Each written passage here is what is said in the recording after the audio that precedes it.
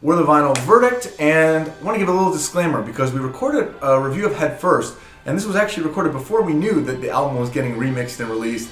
We thought we'd put this out to explain kind of our impressions of the songs and some of the history around it, and then we'll do another review when we get the remix version, and then we'll be able to do more of a comparison and focus on that remix itself. So enjoy this review of Head First, and can't wait to give you more information when we get the new version.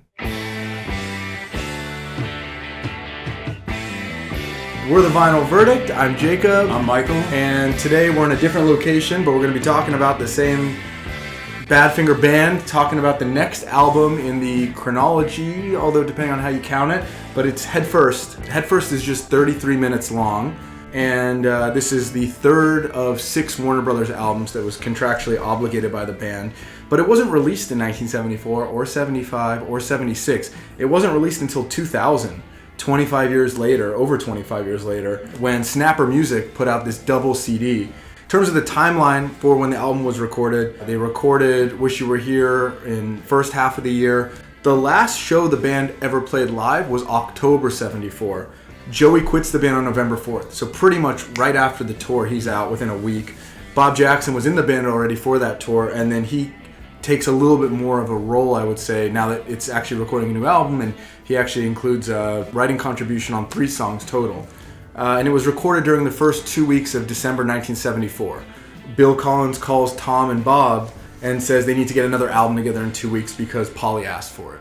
So this thing was, I mean, it wasn't like they were demoing tracks and they were ready for this. It's basically as soon as the Man Tour ends, they get the phone call, you need to go back in the studio and keep recording. Phil McDonald is the engineer in the session, and this is really the last time Pete Ham is in the studio. There's not many stories that we have from the album specifically that have made it out, because it was, basically 13 days that they were recording it. But yeah, so the sessions were completed on December 14th, 74, and there was some concern that the songs almost sounded like it was too much of an obvious attempt to just fill the contractual obligations.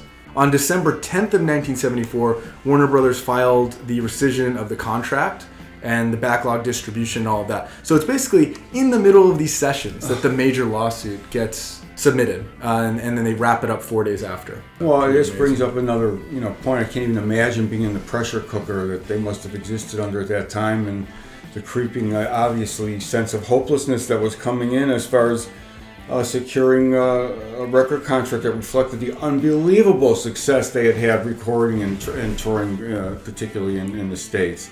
It wasn't to be. I mean, it's just unbelievable. It's pretty amazing. I mean, Wish You Were Here is just such a standout album, and then they get the opportunity to barely tour it. I mean, outside of a very limited tour in the UK, and they're already recording another album. So January 19th of 75 is when they start to turn towards production. So there's no Chris Thomas. He was really frustrated. He had worked on Ass, and then he was on the self-titled album, and then he had done Wish You Were Here, and he was frustrated by how quickly they were being forced into the studio. So he refused to be involved in this one. They brought in instead Kenny Kerner and Richie Wise, who had produced Kiss recently.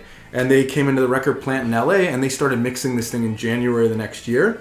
And that is what the Warner Brothers mix is. In March of 75 is when it's mentioned in the Without You book that the band first heard the Head First mix. And they were very frustrated by how bad it sounded. And it was discovered since that time that Pete actually got a defective copy. So the cassette tape or reel-to-reel that he had been listening to was, degraded or something like that. So there's 2 different main mixes out there. There's the Apple mixes, which were sourced from Bob Jackson's tape, and that's the initial mix that was done at the end of the sessions by Phil McDonald. That's what we have on Snapper. Then there's also the Warner Brothers mix, which is the one that was done in January of 75 by those other 2 producers. In terms of just the writing credit real quick, to be consistent, there's 1 song written by Mike Gibbons, Bob Jackson, and Tom Evans, so all of them together, excluding Pete Ham. 1 song that's Evans and Jackson, 2 exclusive Tom Evans songs, 2 Mike Gibbons songs, 1 Bob Jackson song, and 3 Pete Ham songs. But if we're kind of combining those and just giving everyone credit if they were involved, it's 4 Tom Evans, 3 Mike Gibbons, 3 Pete Ham, 3 Jackson. So, although again, Saville Row and Rockin Machine are, I don't know if you call them complete songs, but I think it shows that Tom Evans is really stepping to the forefront and has the most writing credit of anyone on this album compared to Wish You Were Here, where he had 1 track. Completely unaware of it in real time as these events were actually unfolding. I mean, Lay Me Down and Keep Believing, when, just to hear Pete Ham's voice after so many years booming out of the speaker like that. I didn't know the history of this album or the Warner Brothers debacle, except in general terms. So technically, in the Rolling Stone, they did have an article in February '75 talking about that the mix is complete, album's coming out this year. Oh, that I didn't see. And in March 22nd, 1975, this is amazing, off the library, March 22nd, 75, Cashbox had a little article I want to find saying that Badfinger has finished mastering their latest album. It's going to be called Pros and Cons. Was it a placeholder? Did they decide in March that we're actually going to call it Pros and Cons, which is a great double entendre? I do remember reading that Head First was a Tommy idea. Whether that's so or not, I don't know. And then another very interesting article I saw from a Bob Jackson interview at the time this was released. He mentioned there was a photo session of them where he was told just wear all black. And it's all four of them wearing all black, and the negatives have never been found. So could that have been for a cover photo or something? Pretty interesting to imagine. All right, well, let's jump in. We'll start with Lay Me Down. Obviously, Pete cranked out a hit, and I think what's interesting about this one, on the demo disc that came with Head First, this is the only song that has a demo. There's been a Hey Mr. Manager demo that's been circulating since then, but pretty amazing. I think just like No Matter What and some of the other songs, you can hear how Pete took a very soft demo and turned it into this just monster power pop song. It seems like he put more work into it, I think, than some of the other tracks at the time. Pretty high melody, even for him. I mean, I think this is one of his highest melodies to sing. A lot of just overlaying little guitar work that's there that kind of builds in the second half of the song, but still kind of simple and straightforward, and he's delivering it to you with these different parts and a lot of backing harmonies and things like that. But I don't think he was, he was trying to still deliver that straightforward pop song and not going in that Wish You Were Here direction of these really big, complex masterpiece arrangements. So, and then at the end, the way he kind of changes up the melody, it's very bluesy, just like he would do earlier in his career, and kind of changing it, and that Need Your Loving that he does at the end in the fade out, he's kind of emphasizing it in different ways. And Pete couldn't help himself. He was a melody man, obviously, and whether it was in a heavy pop format or a heavier or light or whatever it was going to have a melody. Whether it was lead guitar, the lead guitar was going to have a melody. He just thought like that. And so this was the big song to me. This was the one that I don't think it was going to happen anymore, but I can't help but feel that there was a feeling behind it, like maybe this one would get radio, maybe this would be on the radio, maybe this is going to be a hit. But I think it's all over this song. Great track, and the Need Your Loving part is just unusual to have a break like that. And just with everything we're going to review, I'd say behind all of this is the pressure of this horrible situation that they found themselves in, which isn't what we're talking about, the music, but there's such pressure, and he was still able to come up with something like this. So I admire it and respect it and enjoy it, but the hit was never to be again, obviously. So coming to Turnaround, which is the big, I guess, Bob Jackson pen number on this album, really. It's an adjustment, and I can't claim that the whole album is an adjustment in that sense, because he brought to it a bluesier style, I think. The guitar fill, when the song breaks by Pete, is superb. It's a whole nother thing. And just another way of saying that his mastery of lead seems to show most clearly sometimes on these Bob Jackson songs. It's definitely heavier rock with really good guitar fills. I think people say this is kind of leaving off where Wish You Were Here was, or this is a bit of a through line, because these Bob Jackson songs are a little more progressive. They have these crescendos and things like that are missing maybe from some of the straight. The rest of the band, understandably, as we talked about, was just delivering these 3-minute songs and getting them done and adding the right pop elements, but Bob seems like he's got a little bit more of this vision for the arrangement and everything that he's adding in, especially with a lot of the piano work. And I think it's really good contrast, because this is between Lay Me Down and the next track, Keep Believing. The Pete Ham stuff is always pretty positive, at least that makes it on the album. And he gives a darker tunnel kind of connecting some of those pop songs. And for an album that is obviously taking place in such a dark setting, I think he's providing some of that contrast musically to them. Pete Ham can stretch out more on guitar, especially because the songs are slower, so he can go a little bit more off some of the typical rock scales and get a little bit bluesier. And especially at the end, because he's not really, I guess they're all singing, but he's not really the main harmony or anything, so he's focused completely on the guitar work. And I think that solo at the end of Turnaround is some of the roughest playing in terms of just hitting notes that are a little bit discordant, with the chords in the background and giving it just this rougher edge that he doesn't usually do. It's usually pretty melodic. It's impressive. Yeah. The bass runs also are really good here. I think this is some of Tom Evans' best playing on the album, and I love the way the bass is synced with that guitar run. It's so tight, especially in the final descending sections when they end the song.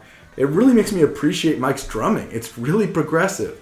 And I know he liked playing heavier stuff, and he's all over the place on drums on this song. It's really heavy drumming too. Third song is Keep Believing, and this is the song that, Pete wrote to Joey.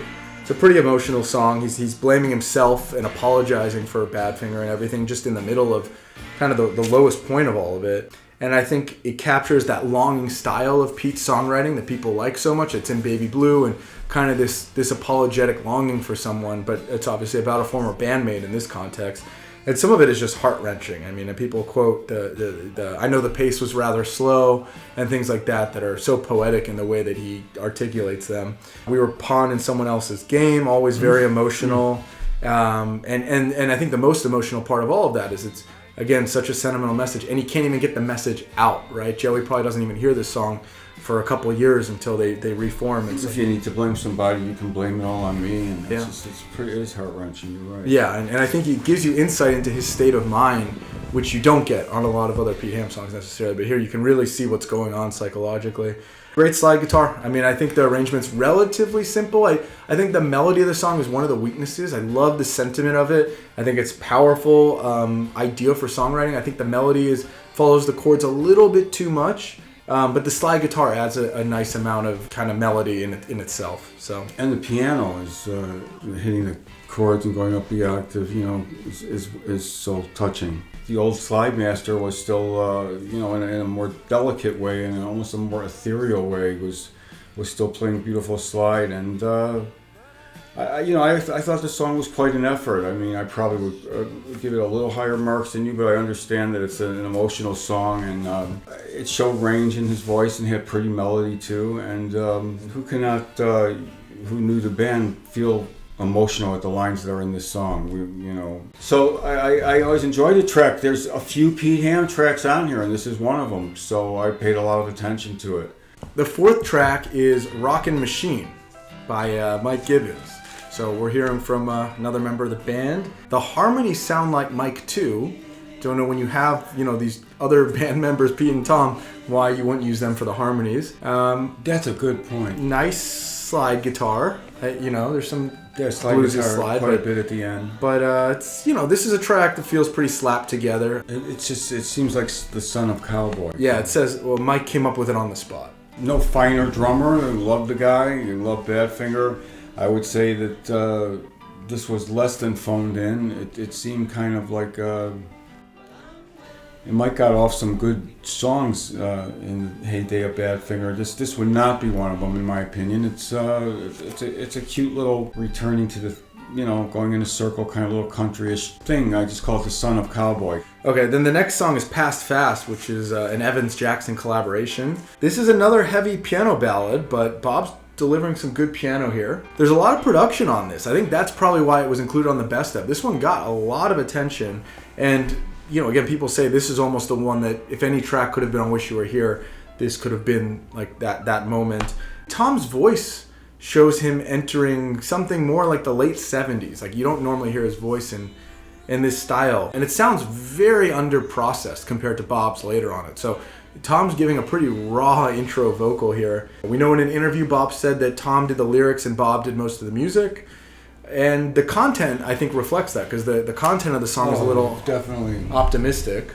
Optimistic?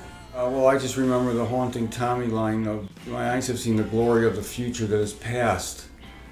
It is kind of looking back already. So yeah.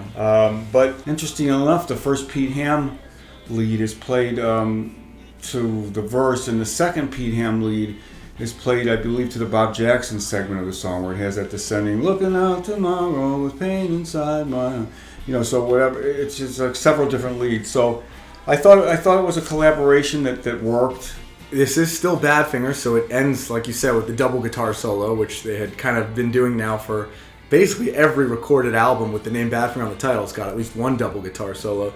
And I think the fact that Bob has that prettier piano part, almost like that Styx kind of prog rock thing, it lets Pete Ham go rougher again. And on this outro, he is going definitely somewhere that's a little bit less melodic and a little harsher, I think, a little more rock oriented.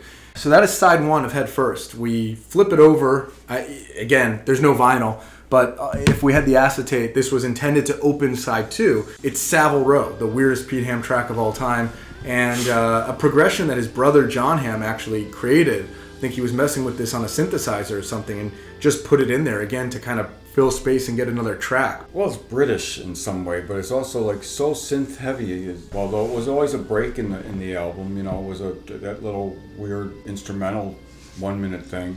It's actually unlike anything in the whole Badfinger catalog. Kind of amazing out of the hundreds of songs that he demoed, though, that, you know, this is the one that gets on there. Maybe it was limited studio time or. And I guess Saville Row was where Apple was, correct, in London? Is that, yeah. So he had the idea, it kind of reminds me a little bit of, in that sense, of Coppertone Blues, of driving through the States and seeing the billboards with the girl for Coppertone Blues, and that became Coppertone Suntan, and that became Coppertone Blues, or... It's also kind of ironic that, you know, his demo discs then got named after places he lived and everything. Yes.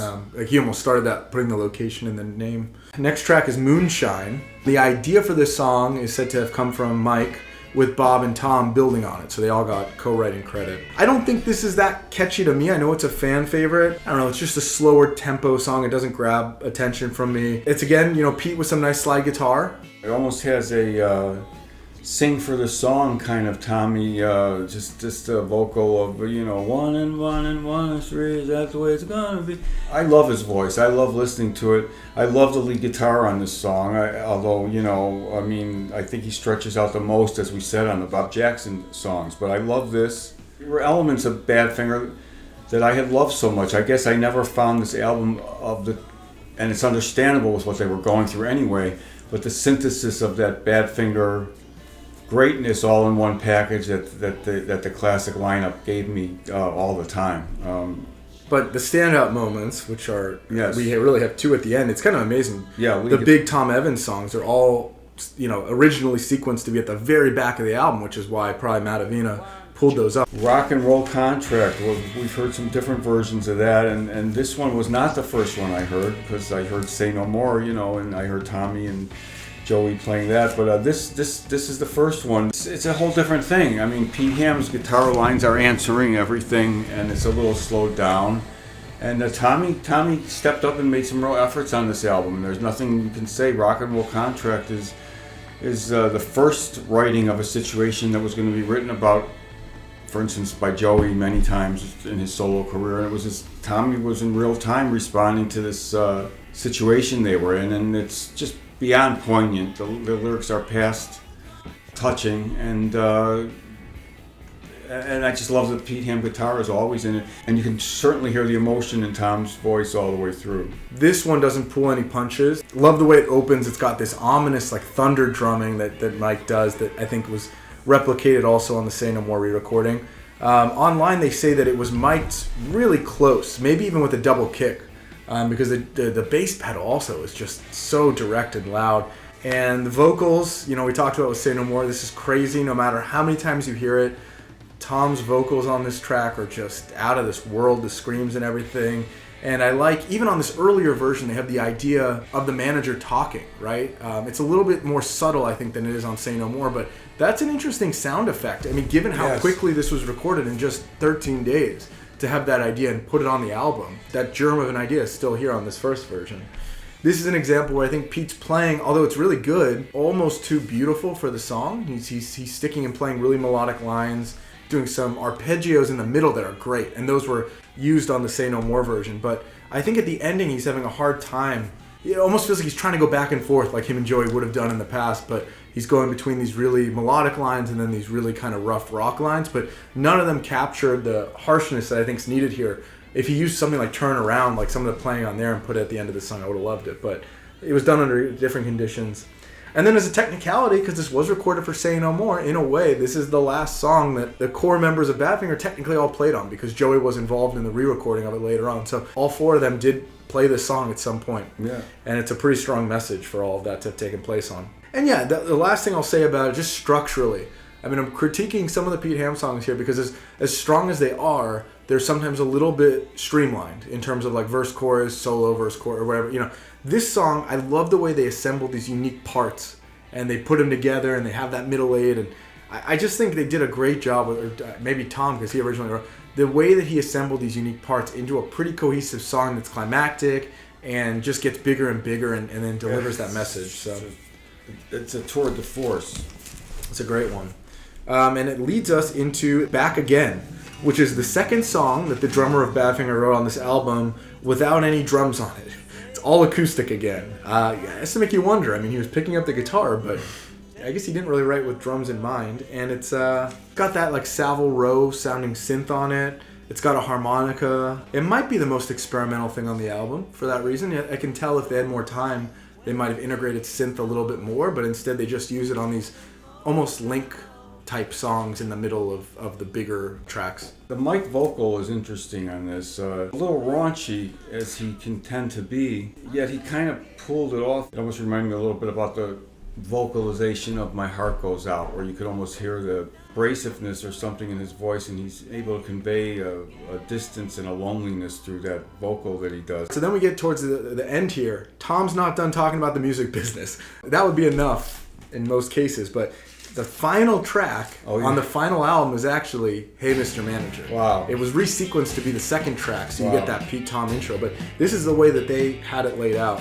Tom is sounding like almost drunk in some of the verses, just slightly slurred, slightly apathetic about it, which I think works perfectly with the tone of the song, probably intentional. And then the heavy harmony with Pete, it gets just right on. So he goes from like this relaxed posture to being pretty aggressive in those choruses. And the guitar playing, the lead guitar playing at least, I think is pretty happy and poppy. And here I actually like that because it's a nice contrast to how biting the lyrics are.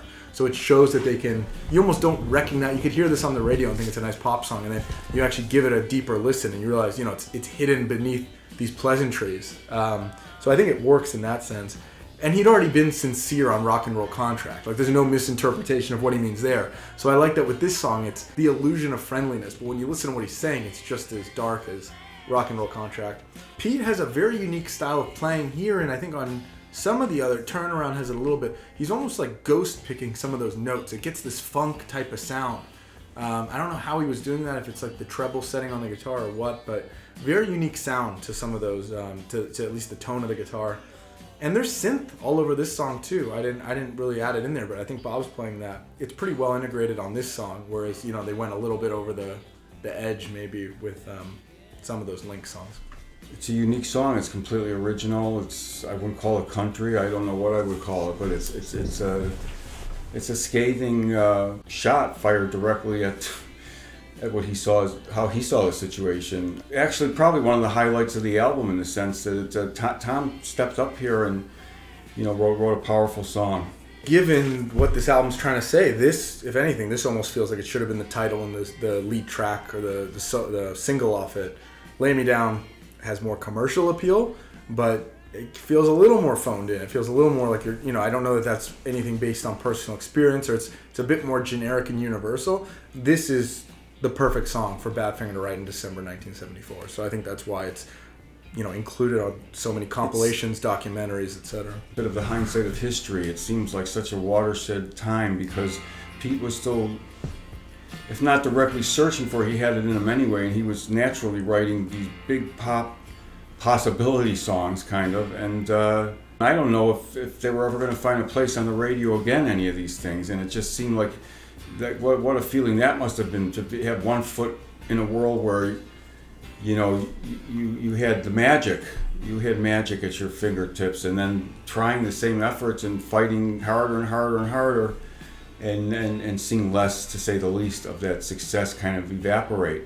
Plus, they had a crook directing them. But just the idea of having one foot in each world like that, and music itself changing for what the public was really going to.